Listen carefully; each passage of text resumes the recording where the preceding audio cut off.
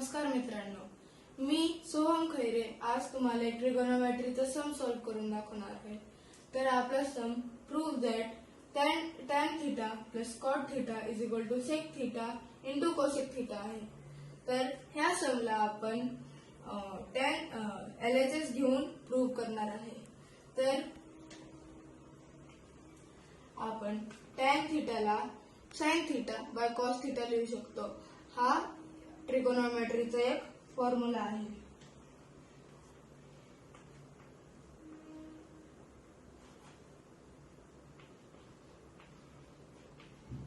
sin theta by cos theta आणि हा प्लसचा sine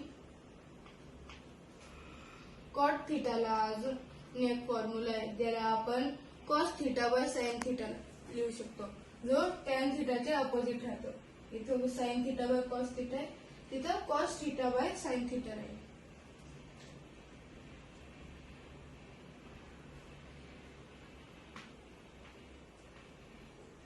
cos theta bye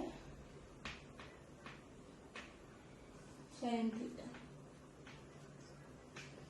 आता ह्या स्टेपला आता आपण क्रॉस मल्टिप्लिकेशन करणार। क्रॉस मल्टिप्लिकेशन मध्ये आपण जो साइन थीटा न्यूमरेटर आहे आणि हा जो डिनॉमिनेटर आहे याचं क्रॉस मल्टिप्लिकेशन करू आणि सेम कॉस थीटाचं पण क्रॉस मल्टिप्लिकेशन करू आणि डिनॉमिनेटर साठी आपण जो दोन डिनॉमिनेटर आहे त्यांना मल्टिप्लाय करू। तर sine theta into sine theta sine square theta राहतो।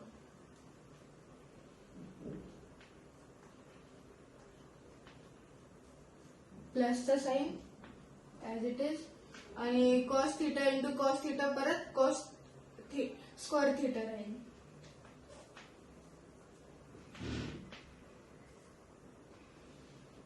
आणि कॉस इंटू साइन थीटा हे डायरेक्टली मल्टिप्लाय करून द्यायचं आपल्याला।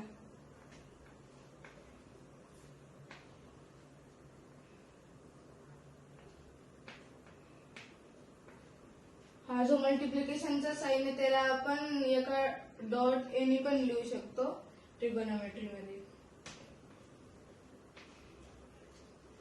ट्रिगोनोमेट्री मध्ये एक आयडेंटिटी आहे, फर्स्ट आयडेंटिटी, जी sine square theta plus cos square theta is equal to 1 आहे, म्हणजे याला आपण 1 पण लिहू शकतो। तर हे झालं 1 by cos theta into sine theta आणि 1 इंटू 1 1च राहतो, मग आपण 1 इंटू 1 लिहू शकतो ना 1 ला। तर मग तसंच 1 इंटू 1 अपॉन कॉस थीटा आणि इथं साइन थीटा। आता 1 बाय कॉस थीटाचा एक फॉर्म्युला आहे ट्रिगोनोमेट्री मध्ये, जो 1 upon cos theta is equal to sec theta आणि 1 by sine theta is equal to cosec theta राहतो।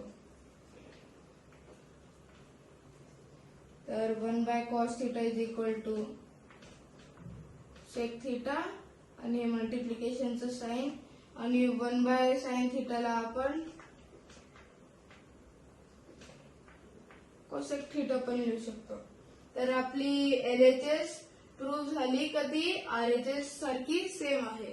तर मग आपल्या इथंच प्रश्न संपतो आणि आपण प्रूव्ह करून दिले म्हणून LHS is equal to RHS। Thank you.